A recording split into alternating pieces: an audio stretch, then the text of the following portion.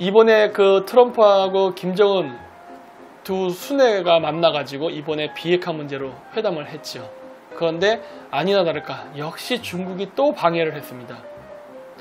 근데 아직도 제가 늘 그 밖에 나가서 강의하는 거지만 왜 우리나라 보수단체 쪽에는 아직도 반중을 이야기하는 사람들이 아직 증가하지 않느냐 하는 겁니다. 물론 과거에 비해서는 많이 증가했어요. 과거에는 진짜 얘기하지 않았지만은 지금은 이제 반중을 이야기하는 사람들도 많이 늘었습니다. 태극기 부대. 하지만 태극기 부대 중에는 지금도 반중을 이야기하지 않는 부대가 가장 크고 가장 강력한 재원을 갖고 힘을 가지고 움직이고 있습니다. 이거 이래가지고 이게 어떻게 제대로 된 보수를 할 수 있습니까? 그리고 그러한 태극기 부대를 어떻게 미국이 도와줄 수 있겠어요? 네? 이거 생각해야 됩니다. 그리고 박근혜 대통령을 살리고 싶으면요. 왜냐면은 문재인 정권이 지금 문제가 많아요. 문재인 정권은 쓰러질 수 있는 요소가 많고 앞으로 민심이 계속 떠날 겁니다. 많은 실정 때문에. 그렇게 되면 다시 혹시 압니까? 자유한국당에서 다시 정권을 잡을 수 있는 기회가 생길지 그 생기게 되는 구심점은 어쩌면 박근혜 대통령을 중심으로 뭉치는 게 더 쉬울 수도 있어요. 그런데 박근혜 대통령을 지지한다는 무리들이 죄다 친중파라면요. 미국 입장에서는요. 박근혜 대통령이 대통령이 되는 걸 원하지 않는 상황으로 갑니다. 왜 그러느냐?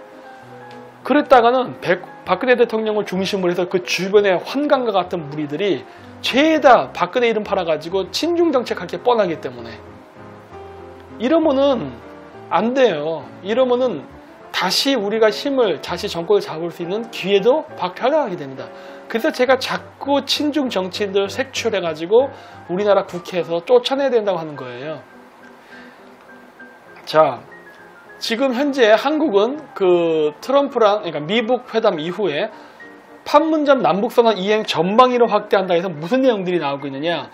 여기 보면은 남북 출입국 사무소도 만든다 그러고 동해선, 경의선, 철도, 도로 연결, 그다음 현대화 산업 이런 거 개성공단 얘기하는 거겠죠.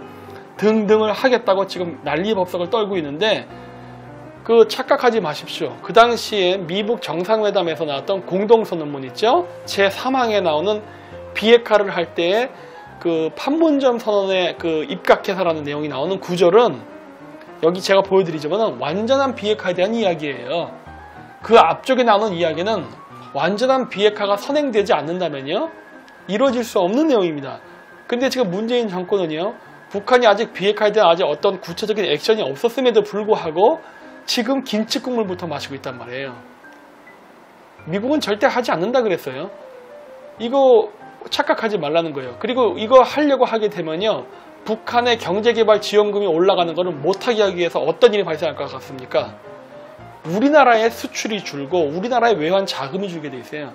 미국은 간접적으로 자금줄을 끊어버리면 돼요. 명분은 많습니다. 관세 인상도 있고요. 그 다음에 주식시장에서 외국 자본, 특히 미국 자본 빠져나가서 코스닥을 붕괴시키는 방법이 있고 기타 여러 방법이 있어요. 그런 방식으로 할 거예요. 대북 제재를 했는데 국제법을 어겼다 해갖고 이렇게 하기보다는 간접적으로 돌려서 압박을 가할 게 뻔합니다.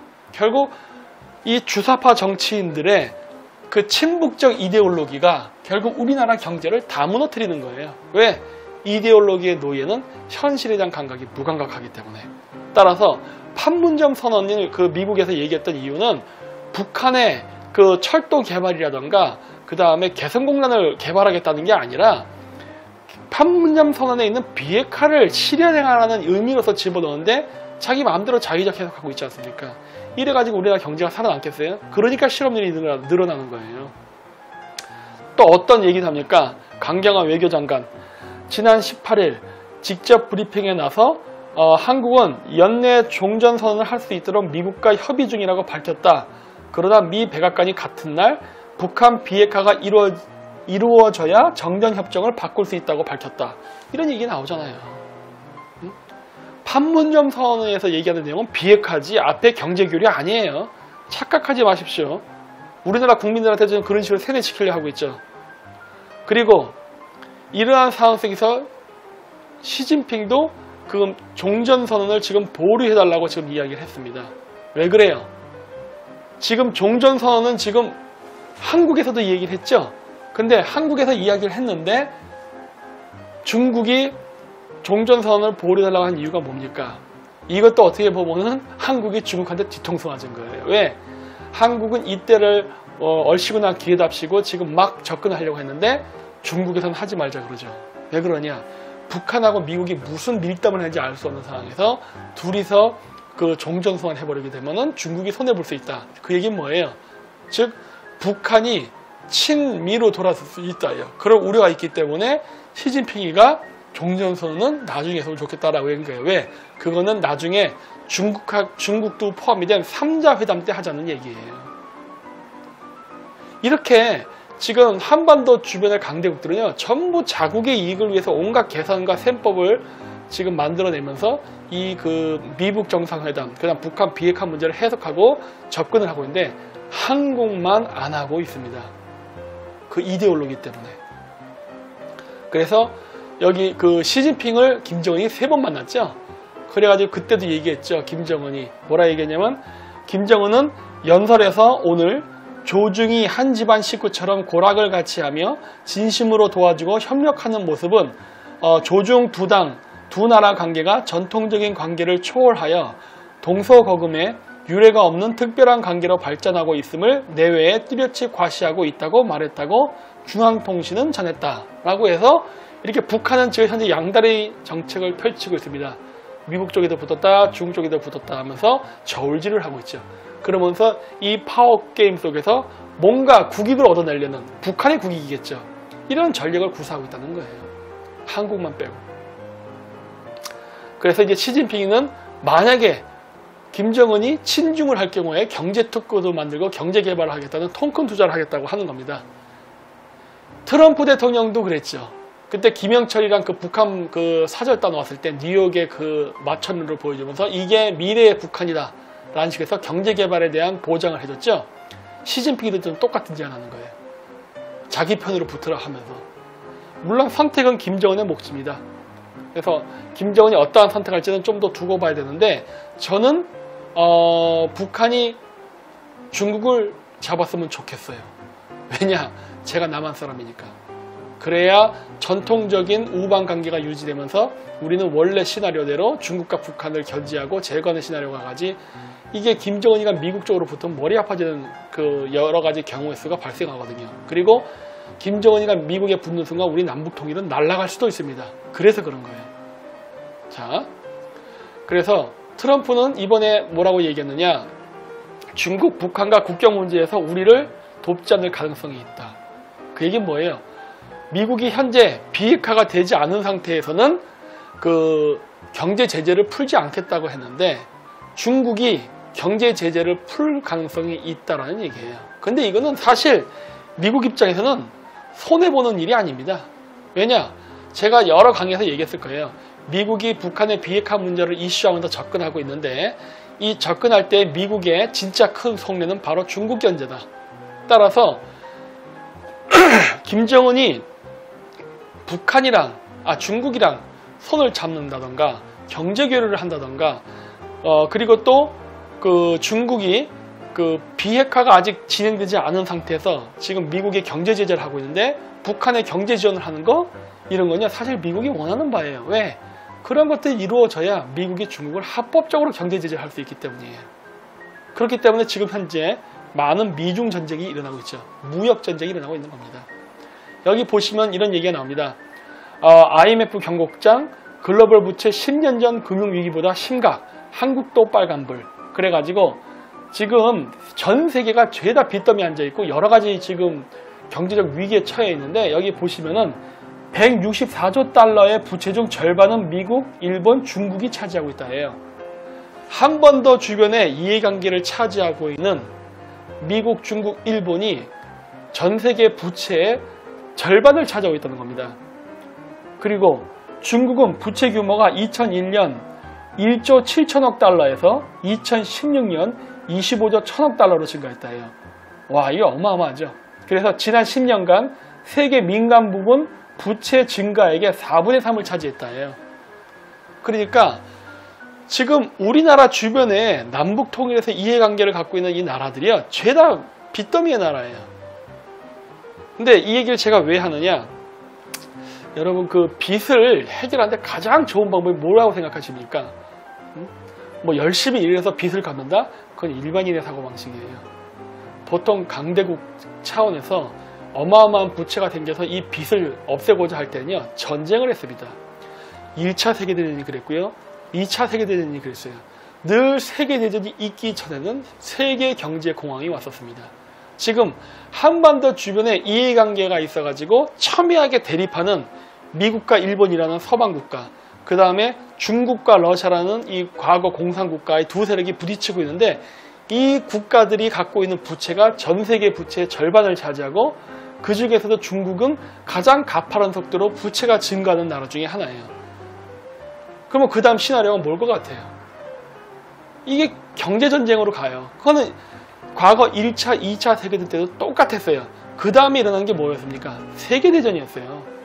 우리나라에서 세계대전이 일어날 가능성이 좀 생긴 거예요. 그래서 제가 늘 얘기했어요. 미국의 인도태평양 방어선에서 주요 컨트롤 지역이 있다. 넓게는 우크라이나를 포함해서 시리아, 그 다음에 인도 북부 국경지대, 그 다음에 남중국해, 한반도, 이 5지역이다. 이 5지역 중에 전쟁이 날 가능성이 아주 높은 지역이 이 5지역인데, 여태까지 한국은 이 5지역 중에 확률이 가장 낮은 지역이었는데, 지금 문재인 정권의 이 반미 정책으로 인해서 우리나라가 점점 전쟁이 날 수 있는 후보 지역에 우선순위 1등으로 올라가고 있다. 이런 얘기 많이 했을 거예요. 지금도 문재인 정권이 하는 대외 정책은 죽음을 부르는 정책이에요. 이 빚쟁이 국가들이 빚을 탕감하려면 결국 한바탕 전쟁을 해가지고 패전 국가들에게 모든 그 올가미를 씌워가지고 부채로부터 해방되는 그런 일을 하는데, 왜 하필 우리나라가 그 전쟁터가 돼야 하는 겁니까? 응? 이런 어리석은 경제정책 때문에, 외교정책 때문에. 지금은 전쟁이 나기 전인데도 실업률 때문에 고통을 받고 경제가 나빠지고 있어요. 근데 이걸로 끝나는 게 아니라 자칫 잘못하면 북한의 비핵화 문제 때문에 전쟁까지 나게 생긴 거예요. 저는 늘 얘기했잖아요. 저는 만약에 전쟁이 나는 최악의 상황이 벌어지면은 남중국해에서 났으면 제일 좋겠다. 왜? 그래야 민간인들이 죽지 않고 군인들끼리 싸우고 해결되니까. 그것도 군인들이 덜 죽죠. 해전에서 배 한 척 가라앉아봐야 몇 명 죽겠습니까? 지상전에서 죽는 숫자보다는 아무래도 적지요. 그런데 지금 대량 인명살상이 날 수 있는 지역으로 지금 문재인 정권이 아주 기를 쓰고 우리나라 쪽으로 전쟁터로 옮기고 있어요. 그런데도 우리나라 국민들이 그렇게 환영을 하고 좋아한다는 걸 보면은 우리나라 국민들이 아직도 국제 질서라든가 세계사의 흐름을 이해를 못하는 것 같아요. 보십시오. 미 국가 부채 GDP 78%, 2차 세계대전 후 최고 수준. 야, 전쟁 날 분위기는 다 끝났네요. 이제 희생자만 필요할 뿐이지. 그리고 일본 우익재단, 한미 전문가 불러 한반도 전쟁 시뮬레이션. 일본의 대표적인 우익 집단이죠. 그 사가와 재단 쪽에서 우리나라에서 그 평창올림픽이 열렸을 때일 거예요. 그때 당시에 그 한반도에서 전쟁이 날 경우 어떻게 그 한미 동맹, 한미일 동맹이죠. 군사가 어떻게 움직이고 중국이나 러시아가 어떻게 대응하나 이런 것들에 대한 그 모의 가상 전쟁 시뮬레이션을 한번 해봤었습니다. 그래서 여러 토론이 있었죠. 일본은 벌써 이게 발빠르게 준비하고 있다는 거예요. 일본이 왜 그럴까요? 여러분, 그 일본이요, 정보력이 굉장히 좋습니다. 그 주식이라든가 경제하시는 분들 중에도 그 일본 쪽 자료 참조하시는 분들이 많아요. 저도 그쪽 자료 많이 참조합니다. 왜? 일단 한국인 입장에서 가장 쉽게 읽을 수 있는 문헌이기 때문에 그래요. 영어보다는 아무래도 일본어로 보는 게 더 한국인 입장에서는 보기 쉬워요. 물론 9세대의 관점에서요. 한자가 많기 때문에. 그래서 보는데 일본인들이 지금 북한과 남한이 전쟁이 날 때를 가상을 해서, 더구나 평창올림픽은 남북한이 만나서 평화의 화해 모드를 얘기할 때예요. 그럴 때 일본이 그러한 것을 준비했다는 건요, 일본이 이미 그러한 국제적 그 정세를 제대로 파악하고 있다는 거예요. 우리나라가 옛날 때 중국에 사업 투자를 간다고 정신없이 몰려들어갈 때 일본은 중국에서 빠져가지고 베트남 투자했었습니다. 그래서 지금 베트남 완전 일본판이에요. 물론 지금 한국에 뒤늦게 들어가서 뭐 한국이 뭐 투자율 1등 뭐 어쩌고저쩌고 얘기를 하지만, 실질적으로 오랫동안 베트남 관리와의 인간관계, 비즈니스 관계, 이런 것들은 일본이 아주 터줏대감처럼 자리를 마련하고 있어요. 그래서 돈 되는 사업들은 일본이 다 합니다. 그러니까 일본은 그만큼 국제정세의 흐름을 알고 발빠르게 대처해요. 근데 이러한 일본이 갑자기 남북한 평화 모드일 때 생뚱맞게도 남북한 전쟁 시나리오를 준비했다는 것은 이미 아는 거예요. 그러니까 이런 부분에서는 저랑 시각이 같은 겁니다. 문재인의 저런 남북 평화 모드의 정책은 오히려 전쟁을 부를 수 있다는 것을 일본인들도 알고 있는 거예요. 그리고 지금 한국이 미국이랑 사이가 나쁜 틈을 이용해갖고 일본이 바로 이런 식으로 나오죠. 한국의 조선업계가 그 정부로부터 보조금을 지급받는 건 부당하다 해가지고 지금 WTO에 제소하는 거예요. 여태까지 일본이 한국의 그 대기업의 경제에 대해서 WTO에 제소를 못했어요. 왜? 우리나라의 대기업은 뭐 과거 경제 성장 시기에 국가로부터 보호를 받은 것도 있지만은 전 세계적으로는 미국으로부터 보호를 받은 게 있었거든요. 우리나라 삼성 핸드폰이라든가 현대자동차가 그냥 전 세계에 팔려나간 줄 아십니까? 미국의 묵인과 미국의 도움이 없었으면요, 우리나라 제품이 이게 전 세계에 팔려나가지 않았어요. 그래서 이게 다국적 기업으로 성장도 못했다고요. 다 미국의 보호하에 성장한 거예요. 일본의 소니, 일본의 토요타 자동차가 전 세계 시장을 휩쓸고 미국의 제조업을 위협을 하던 시기에 미국은 일본의 제조업 시장을 견제하기 위해서 한국을 키웠다고요. 그래서 한국의 기업이 오늘날 이렇게 거대 다국적 기업이 된 것 뿐이에요. 그런데 우리가 우리를 키워준, 즉 황금알을 낳는 거위인 그 미국을 우리가 스스로 배를 째버렸으니 일본은 그동안 맨날 미국의 압력 때문에 절치부심하고 할 말 못하고 전전긍긍하고 있다가 한국이 스스로 미국을 버리자 때는 이때라고 바로 제소 걸지 않습니까? 이런 것들이에요. 근데 아직도 우리나라 국민들은 이런 거에 대해서 이해를 못하죠. 일본이 WTO에 제소했다 그러면은 저 쪽발이 새끼 이런 욕만 할 줄 알지 왜 일본이 이렇게 움직이는가, 왜 이런 결과가 나왔나에 대해서는 전혀 생각하지 않는다는 거예요. 자, 그래서 지금 일본은 경제가 매우 안 좋은 상황인데 중국은 아까도 얘기했을 겁니다. 전 세계 부채의 절반은 미국, 중국, 일본이고 그 중에 가장 부채 증가 속도가 빠른 나라는 중국이다. 근데 중국은 이러한 부분 때문에 지금 금리를 부채 축소를 하는 여러 정책을 펼고 있어요. 그 중에 하나가 지금 마지막 카드로서 각 은행의 지급 준비율을 낮추는 걸 하고 있습니다. 지금 2번에 걸쳐서 지급 준비율을 낮췄는데 문제는 이것이 지급 준비율을 낮춘다고 해가지고 효과를 보지 못합니다. 왜 그러냐? 한국, 중국, 일본은요, 제조업을 기반으로 한 수출주도형 국가예요. 이 수출주도형 국가가 수출이 잘 돼야 경제가 돌아가고 돈이 돌아가는 구조예요. 근데 지금 수출이 잘 안 된다는 것은 중국 사람들도 잘 알고 있어요. 수출이 안 되는 이 불황 속에서 중국이 은행의 지급 준비를 낮춰서, 은행의 지급 준비를 낮춘다는 것은 나중에 뭐 뱅크런 같은 일이 났을 때 부도가 나기 더 쉬운 환경으로 간다는 소리예요.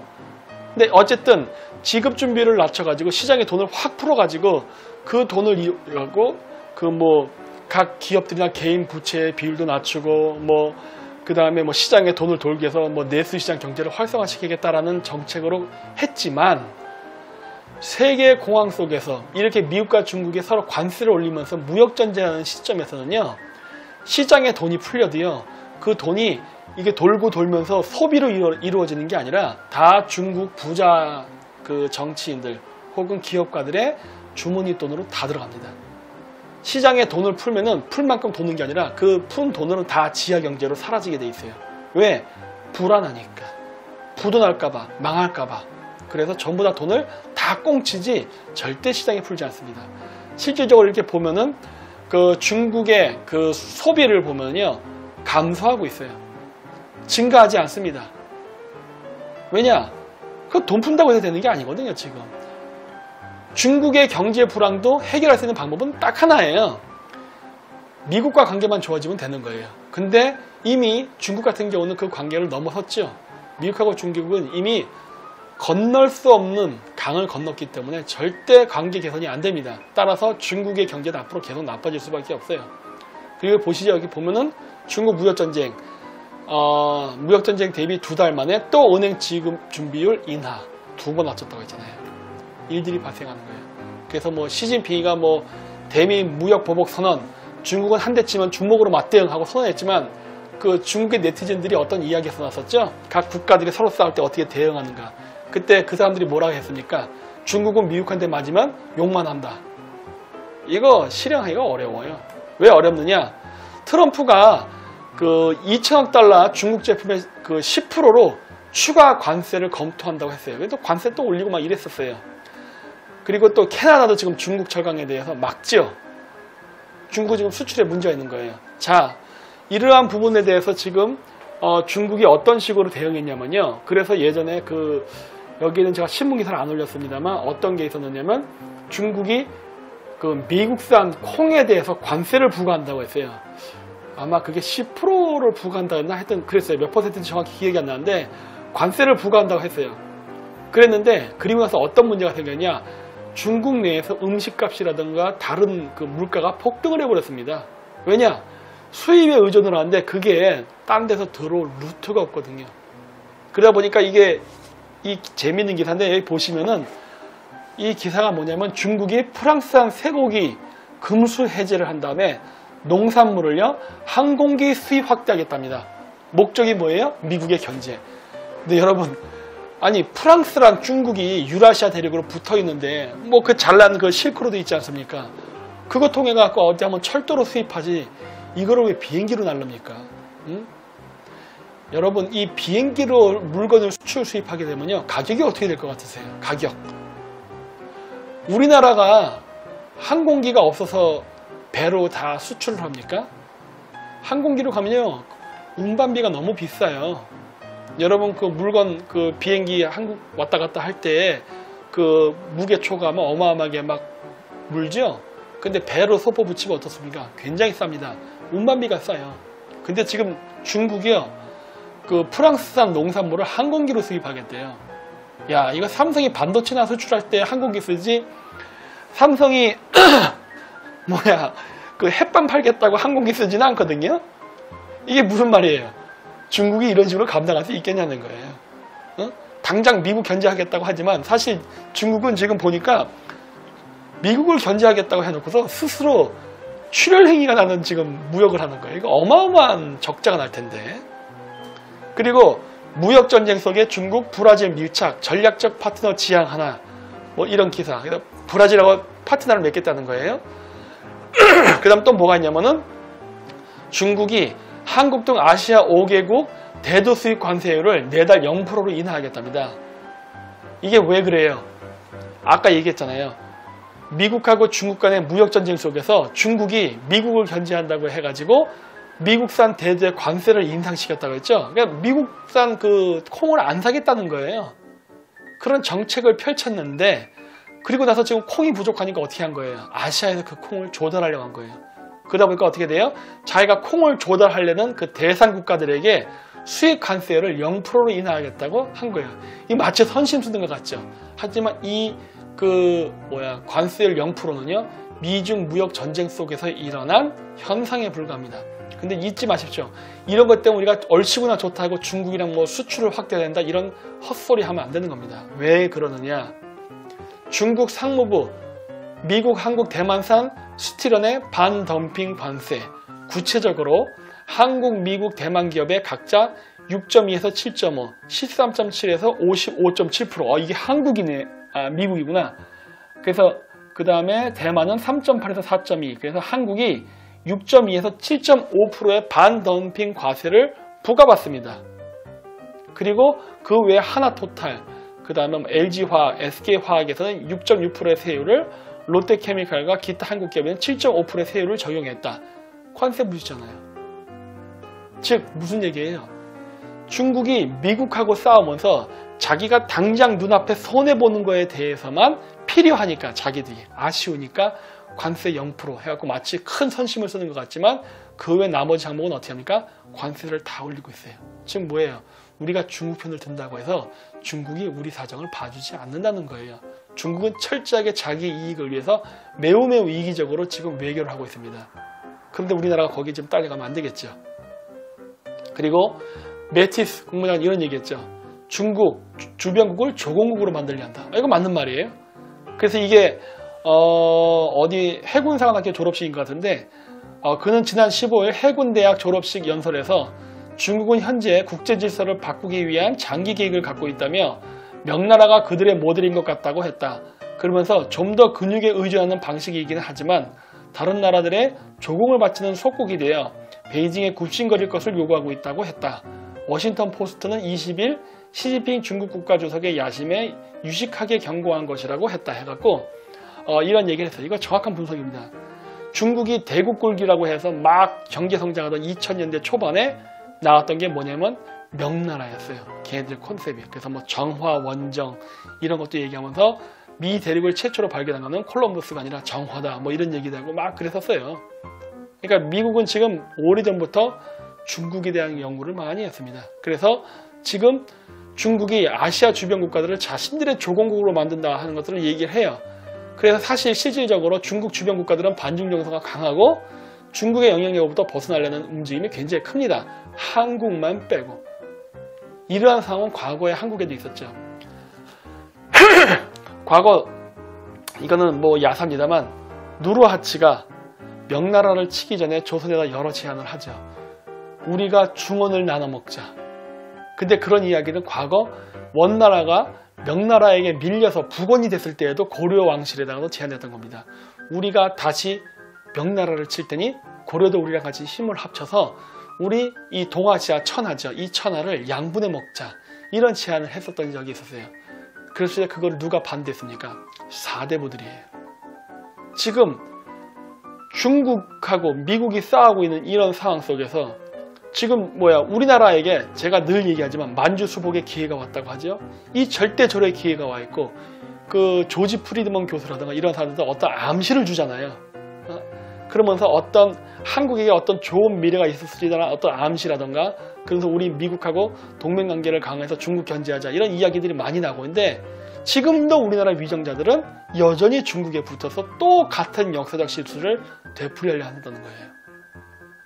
그때 당시에도 이러한 제안을 받을 때 고려 말의 그 고려 왕실은 북원과 손을 잡는 걸 거절하고 스스로 명나라의 조공국이 됐습니다. 그리고 명나라 말기에 누르하치가 점점 중원 천하를 장악하면서 패자가 되던 그 시점에서도 여전히 조선의 사대부들은 명나라를 붙잡고 조공국이 되기를 자처했어요. 지금 오늘날 중국이 과거 명나라의 영광을 재현하기 위해서 성장하면서 주변 국가들을 조공국화하려고 했어요.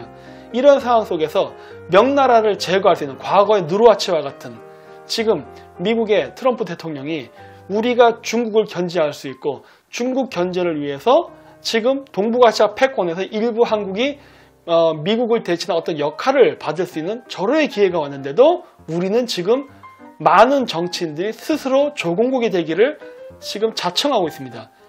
즉 자발적 친중파가 되고 있다고요. 이거는 심각한 문제예요.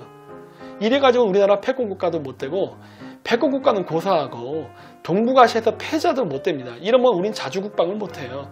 언제까지 우리가 미국하고 중국, 러시아, 미국의 눈치를 보는 이런 약소국으로 살아야 되니까 이번 기회에 크게 한판 해가지고 강대국이 돼야 되지 않습니까? 그리고 제가 아까 그 여러 이야기를 했는데 그 중국의 일대일로 중에 바닷길이 지금 굉장히 나빠졌거든요. 중국하고 손잡았던 나라들이 전부 빚더미 국가가 됐습니다. 그래가지고 빚이 어마하게 많았어요. 전 세계적으로 뭐 빚이 뭐 절반이 뭐 미국, 중국, 일본이라고 하지만 그 외에도 기타 등등 조그만 나라, 이런 조그만 나라한테는 그 미국이라든가 이런 GDP의 1%의 빚이라도 어마어마한 금이거든요. 그런데 이런 나라들도 지금 어마어마하게 중국으로부터 빚을 져가지고 지금 이 스리랑카 같은 경우는 항구로 뺏겼어요. 근데 이런 일들이 앞으로 계속 일어날 수도 있어요. 지금 몰디브도 그런 상황에 지금 몰렸거든요. 그래서 우리나라는요 절대 중국이랑 교류하면 안 돼요. 왜? 중국이랑 교류한 나라는 미국에서도 말했듯이 조공국이 된다, 즉 속국이 된다는 이야기를 해요. 근데 그건 맞아요. 역사적으로 진짜 그랬었고, 그리고 당장 그런 일이 일어나지 않는다 하더라도요 경제권을 상실하고 영토까지 상실하게 되는 일이 발생합니다. 그리고 실제로 발생하고 있어요. 우리나라 지금 인천이라든가 평택, 안산, 대림동 이런 데가 앞으로 어떻게 될지 우리 알 수가 없단 말이에요. 최근에 또 제주도 또 난민 문제도 있었죠. 그건 제가 다음 주 화요일 날 방송에서 좀 더 구체적으로 이야기할 건데 이런 일들이 지금 발생하고 있다는 거예요. 자, 그래서 이제 결론입니다. 요것도 이제 저희 쪽 밴드 쪽에 분이 올려주신 아주 흥미로운 그래프인데, 많은 사람들이 그래요. 미국하고 중국이 지금 싸우는 과정이 있는데 우리는 누구를 응원해야 되는가, 뭐 그런 얘기도 많이 해요. 겁쟁이들이죠. 어떤 소신이 없이. 근데 좋다 이거야. 이 그래프를 보십시오. 이게 뭐냐면은 미국이 독재에 도전한 국가들의 그 경제 그래프입니다. 왼쪽서부터 러시아, 일본, 중국이에요. 그래프가 다 어떻게 됐죠? 꺾였습니다. 중국은 지금 꺾이기 시작한 거예요. 그래서 뭐 과거에 이겼다고 해서 미래에도 이긴다 이런 보장은 절대 하지 못해요. 하지만 미국이라는 나라가 망하려면요, 망할 수 있는 조건을 갖춰야 돼요. 어떤 강대국, 패권 국가가 망하려면요, 첫 번째 그 나라가 내부적으로부터 부패가 일어나야 됩니다. 붕괴가 될 수 있는 요소를 가져야 돼요. 처남는 로마 제국도 내부적 부패 때문에 그 몇 명 안 되는 게르만족의 그 이동에 멸망하는 치욕을 맛보거든요.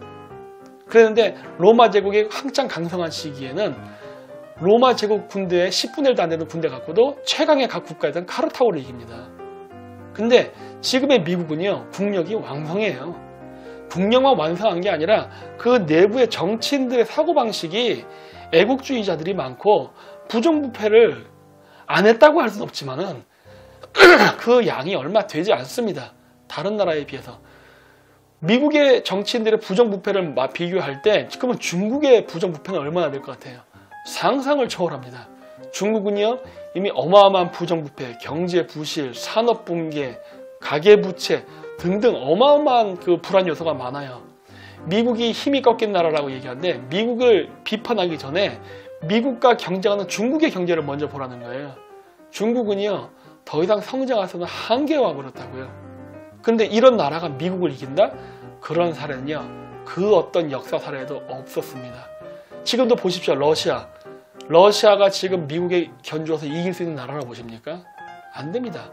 내부적으로 산업이 다 붕괴됐고 러시아 사람들 마약, 보드카 이런 것 때문에 다 붕괴됐고, 그리고 가장 중요한 건 인구예요. 여기서 얘기하는 인구는 뭐 13억의 대인구 이런 걸 얘기하는 게 아니라 젊은 인구입니다. 이 OECD 국가 중에 유일하게 미국만 젊은 인구가 많은 나라예요. 그 외에 뭐 한국을 비롯한 일본, 유럽, 서부 유럽 국가들이 죄다 고령화 저출산율 때문에 골머리를 앓습니다. 그것 때문에 세금을 낼 사람은 줄어드는데 연금 받을 사람은 자꾸 늘어나요. 중국 같은 경우는 선진국도 아닌 주제에 지금 고령화되고 저출산이 일어나고 있죠.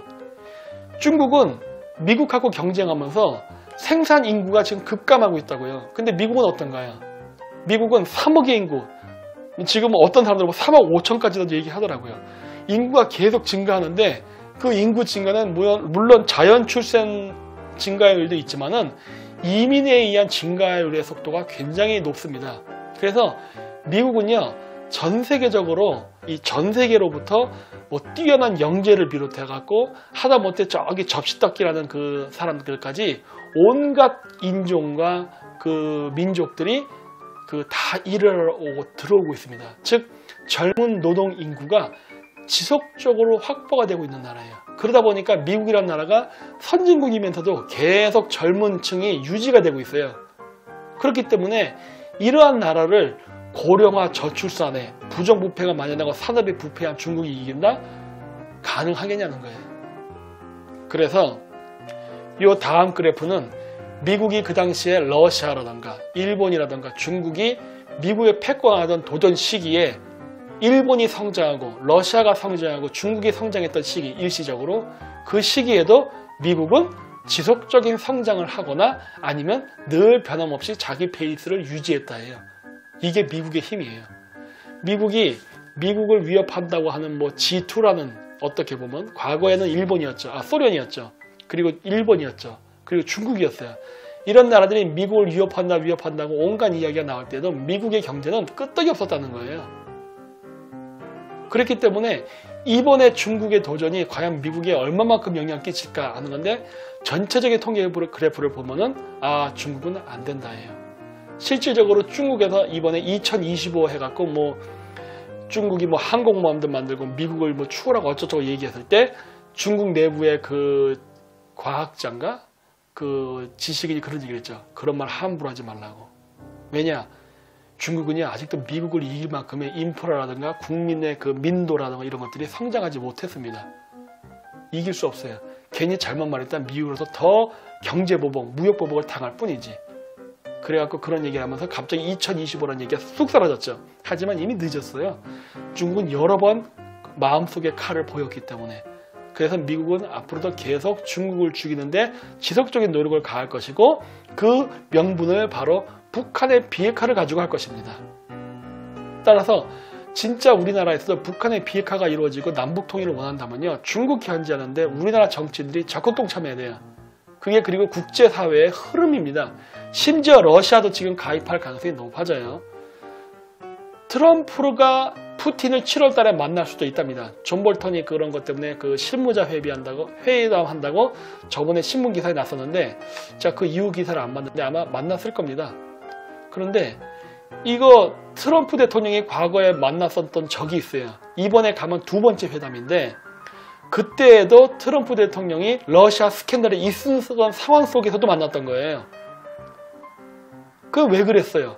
그만큼 러시아랑 만나야 될 급한 일이 있었습니다. 그게 뭐예요? 중국 견제예요. 그래서 우리나라 우파 정치인들도 지금 이러한 국제적 질서의 흐름을 빨리 감지를 하고 빨리 미국하고 한미 군사동맹을 강화하고 그리고 일본하고도 강화를 시켜야 됩니다. 한미 동맹을 굳건히 한 상태에서 일본하고 교류를 할 때는요, 일본이 우리에게 해코지를 못해요. 하지만 우리가 한미 동맹 강화를 약화시키게 되면은 일본도 우리를 업신여기게 됩니다. 그렇기 때문에 한미 군사동맹을 강화시킨 상태에서 일본을 파트너로 끌어들여서 우리의 부족분을 메꾸고, 그러면서 북한의 비핵화를 강력하게 대응해야지, 그러지 않고서는 절대 해결 안 됩니다. 그런데 이런 걸 하기 위해서 제일 먼저 선행해야 될 것은 무엇인가? 바로 반중 친미예요.